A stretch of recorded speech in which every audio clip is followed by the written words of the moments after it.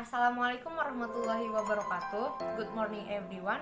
We are from Group 10 Educational Psychology. Here we will discuss the material of cooperative learning, problem-based learning, and contextual learning. Before that, I will introduce myself. I'm Syadika Zahra, as moderator and presenter. And my friends Devranti Cahyo, Anissa Putri, Ratu Cantika Balkis, Marhama Armika, Novia Pratiwi as presenter. Let us start from the first discussion, the cooperative learning that will be explained by Ratu Cantika Balkis and Marhama Armika. Assalamualaikum warahmatullahi wabarakatuh. Di sini saya akan membawakan definisi, tujuan, dan tahapan pembelajaran kooperatif. Pembelajaran kooperatif adalah model pembelajaran yang mengutamakan ekstensi kelompok. Setiap siswa dalam kelompok memiliki tingkat kemampuan yang berbeda-beda. Ada yang tinggi, rendah, sedang.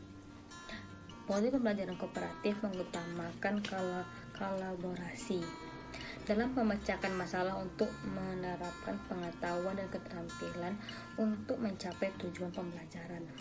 Di dalam pembelajaran kooperatif, guru atau pendidik lebih berperan sebagai fasilitator yang membangun pengetahuan siswa.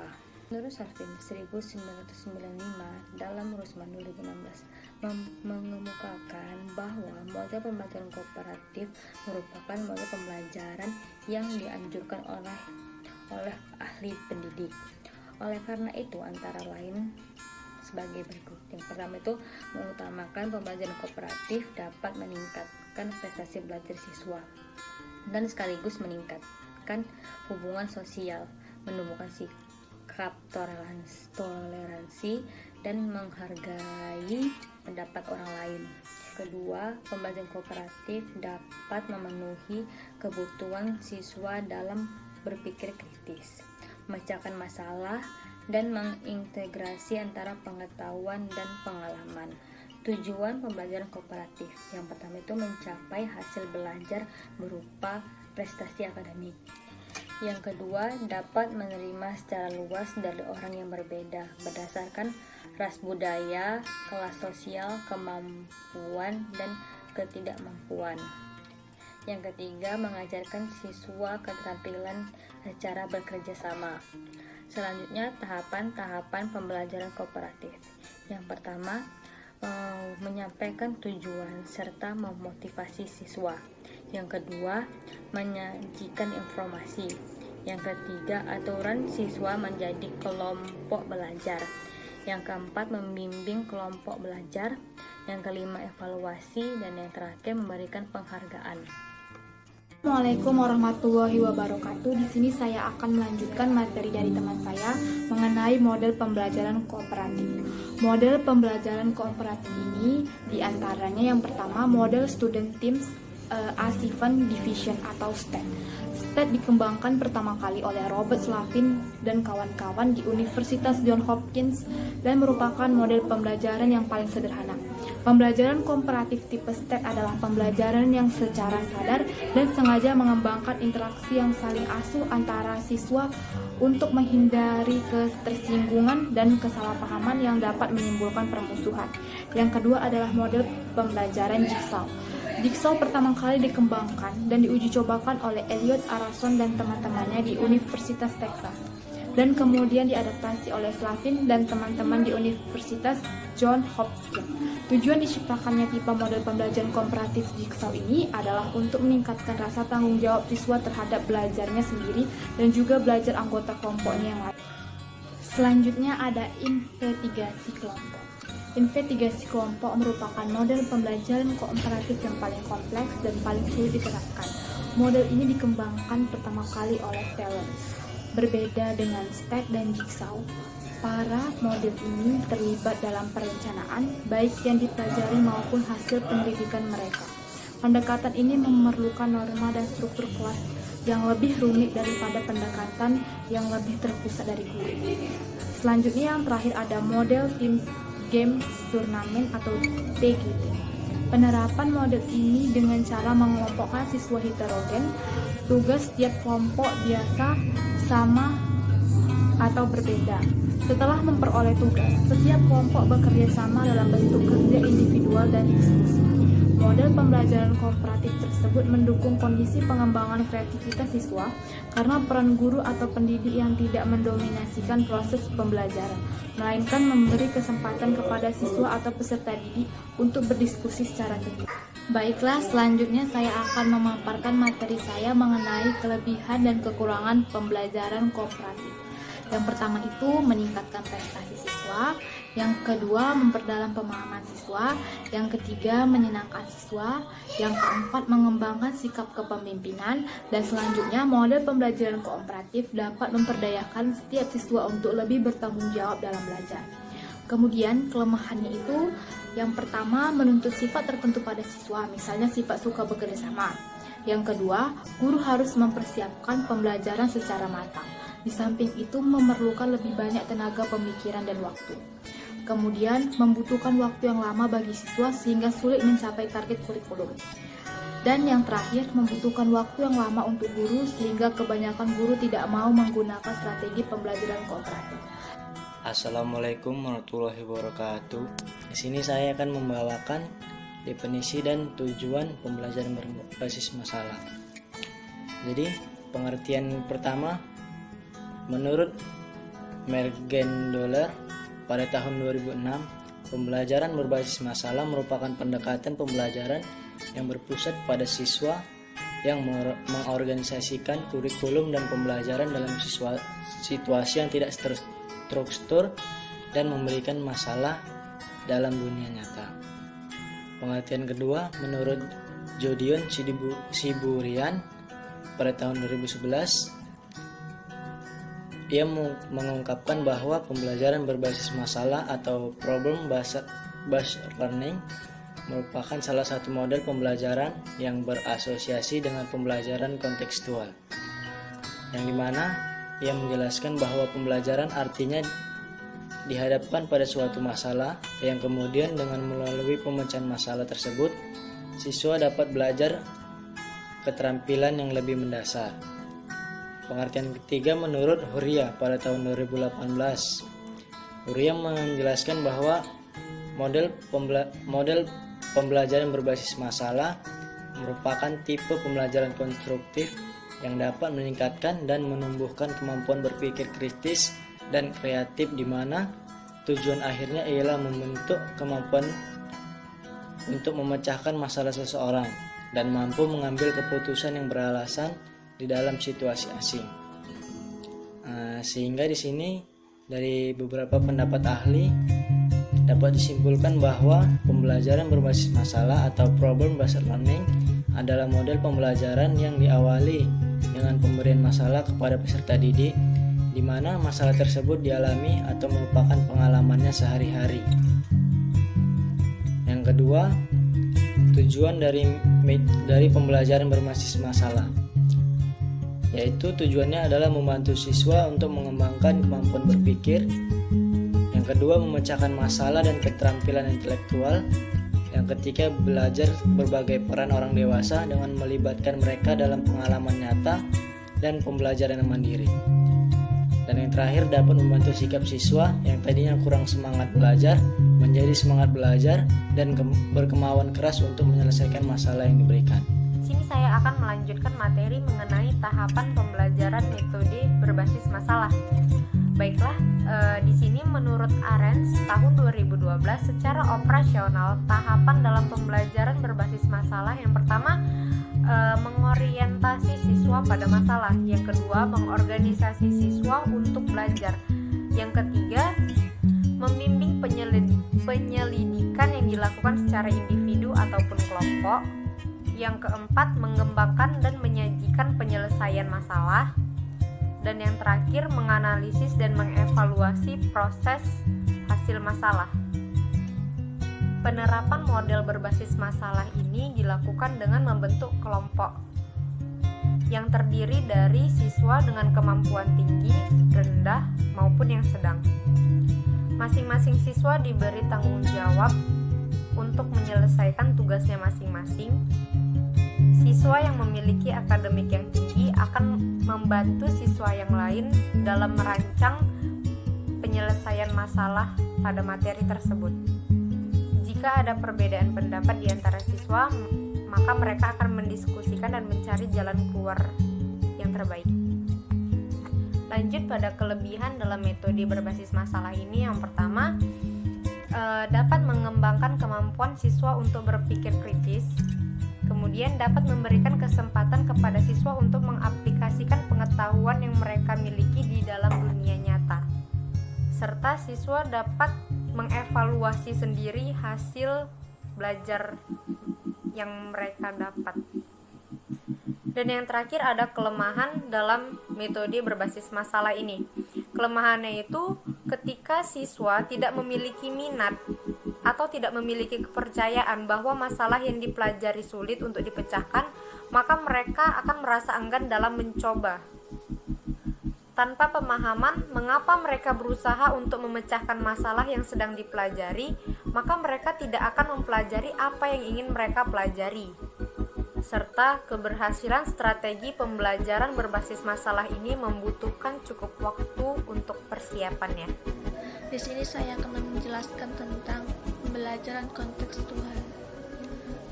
Pembelajaran kontekstual adalah pembelajaran yang mengkaitkan materi pembelajaran dengan konteks dunia nyata yang dihadapi siswa sehari-hari, baik dalam lingkungan keluarga, masyarakat, alam sekitar, dan dunia kerja, sehingga siswa mampu membuat hubungan antara pengetahuan yang dimilikinya dengan penerapannya dalam kehidupan sehari-hari, dengan melibatkan tujuan utama pembelajaran, yaitu 1. Konteks struktivisme adalah siswa mengkonstruksi atau membangun pemahaman mereka sendiri dari pengalaman baru berdasarkan pada pengetahuan awal melalui proses interaksi sosial dan asimilasi akomodasi.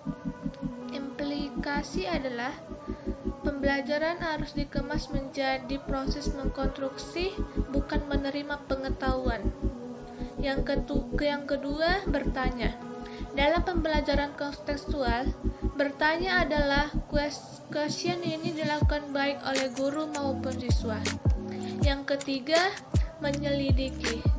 Inquiry atau menyelidiki adalah proses perpindahan dari pengamatan menjadi pemahaman. Yang selanjutnya, masyarakat belajar. Masyarakat belajar merupakan sekelompok orang atau siswa yang terkait dalam kegiatan belajar, tukar pengalaman, dan berbagai pengalaman. Dan selanjutnya, pemodelan atau modeling. Pemodelan merupakan proses penampilan suatu contoh agar orang lain meniru, berlatih, menerapkan pada situasi lain, dan mengembangkannya. Dan menurut Albert Bandura, belajar dapat dilakukan dengan cara pemodelan ini. Yang pertama, refleksi pada prinsipnya adalah berpikir tentang apa yang telah dipikirkan atau dipelajari. Dengan kata lain, merupakan evaluasi dan introspeksi terhadap kegiatan belajar yang telah ia lakukan. Dan selanjutnya, penilaian autentik. Penilaian autentik dimaksudkan untuk mengukur dan membuat keputusan tentang pengetahuan dan keterampilan siswa yang autentik. Dan selanjutnya ada menurut Suprijono yang menjelaskan bahwa pembelajaran kontekstual itu merupakan konsep yang membantu guru mengkaitkan antara materi yang diajarkan dengan situasi dunia nyata dan mendorong siswa membuat hubungan antara pengetahuan yang dimilikinya dengan penerapan dalam kehidupan mereka sebagai anggota keluarga dan masyarakat. Dan di sini juga ada menurut Sumiati dan Asrah mengemukakan pembelajaran kontekstual itu merupakan upaya guru untuk membantu siswa memahami relevansi materi pembelajaran yang dipelajarinya. Dan ada di sini alasan perlu yang diterapkan oleh pembelajaran kontekstual adalah yang pertama, Sebagai besar waktu belajar sehari-hari di sekolah masih didominasi kegiatan penyampaian pengetahuan guru, sementara siswa dipaksa memperhatikan dan menerimanya sehingga tidak dapat menyenangkan dan memberdayakan siswa. Yang kedua, materi pembelajaran bersifat abstrak, teoritis, akademis, tidak terkait dengan masalah-masalah yang dihadapi siswa sehari-hari di lingkungan keluarga, masyarakat, alam sekitar, dan dunia kerja. Yang ketiga, penilaian harus hanya dilakukan dengan tes yang menekankan pengetahuan, tidak menilai kualitas dan kemampuan belajar siswa yang autentik pada situasi yang autentik. Dan terakhir, sumber belajar masih terfokus pada guru dan buku. Di sini ada contoh materi yang bertemakan penerapan pembelajaran kontekstual. Pembelajaran kontekstual dapat diterapkan dalam kelas besar maupun kelas kecil, namun akan lebih mudah organisasinya jika diterapkan dalam kelas kecil. Penerapan pembelajaran kontekstual dalam kurikulum berbasis kompetensi sangat sesuai. Dalam penerapan pelajaran kontekstual tidak memerlukan biaya besar dan media khusus. Pembelajaran kontekstual memanfaatkan berbagai sumber dan media pembelajaran yang ada di lingkungan sekitar seperti tukang las, bengkel, tukang reparasi elektronik, barang-barang bekas, koran, majalah, perabotan-perabotan rumah tangga, pasar toko, TV, radio, internet, dan sebagainya. Dan di sini ada juga prinsip-prinsip pembelajaran kontekstual. Menurut Suprijono, prinsip-prinsip pembelajaran kontekstual yaitu yang pertama, saling ketergantungan, yang artinya prinsip ketergantungan merumuskan bahwa kehidupan ini merupakan suatu, dan terakhir menekankan pembelajaran dalam konteks kehidupan siswa. Dan di sini juga ada menurut Nur Hadi, prinsip-prinsip pembelajaran kontekstual sebagai berikut. Yang pertama, merencanakan pembelajaran sesuai dengan kewajaran mental sosial. Kedua, membentuk kelompok yang saling bergantung. Yang ketiga, menyediakan lingkungan yang mendukung pembelajaran yang mandiri. Keempat, mempertimbangkan keragaman siswa. Yang kelima, mempertimbangkan multi-inteligensi siswa. Dan keenam, menggunakan teknik-teknik bertanya untuk meningkatkan pembelajaran siswa, perkembangan masalah, dan keterampilan berpikir tingkat tinggi. Dan yang terakhir, menerapkan penilaian autentik. Penilaian autentik merupakan antitesis dari ujian standar. Penilaian autentik memberi kesempatan kepada siswa untuk menunjukkan kemampuan terbaik mereka sambil mempertunjukkan apa yang sudah mereka pelajari. Di sini saya akan melanjutkan pembahasan tentang pembelajaran kontekstual. Saya akan membahas tentang penerapan strategi dan langkah-langkah pelaksanaan pembelajaran kontekstual. Berdasarkan Center of Occupational Research and Development (CORD), penerapan strategi pembelajaran kontekstual yaitu ada 5. Yang pertama, relating. Belajar dikaitkan dengan konteks pengalaman kehidupan nyata. Konteks ini merupakan kerangka kerja yang dirancang guru untuk membantu siswa agar yang dipelajarinya bermakna. Yang kedua, experiencing. Belajar adalah kegiatan mengalami. Siswa berproses secara aktif dengan hal yang dipelajari dan berupaya melakukan eksplorasi terhadap hal yang dikaji, berusaha menemukan dan menciptakan hal baru dari apa yang dipelajarinya. Yang ketiga ada applying. Belajar menekankan pada proses pendemonstrasian pengetahuan yang dimiliki dan konteks dan pemanfaatannya. Yang keempat ada cooperating. Di sini belajar merupakan proses kolaboratif dan kooperatif melalui belajar berkelompok, komunikasi interpersonal, dan hubungan intersubjektif. Yang kelima, menurut Suprijono, tahun 2011, halaman 84 ada transferring. Belajar menekankan pada terwujudnya kemampuan memanfaatkan pengetahuan dalam situasi atau konteks baru. Menurut Sagala, tahun 2009, halaman 92, dan Rianto 2010, halaman 168-169, yang menguraikan langkah-langkah penerapan pembelajaran kontekstual sebagai berikut. Yang pertama, mengembangkan pemikiran bahwa siswa akan belajar lebih bermakna dengan cara bekerja sendiri, menemukan sendiri, dan mengkonstruksikan sendiri pengetahuan dan keterampilan barunya. Yang kedua, melakukan sejauh mungkin kegiatan inquiry untuk semua pokok bahasan. Yang ketiga, mengembangkan sikap ingin tahu siswa dengan bertanya.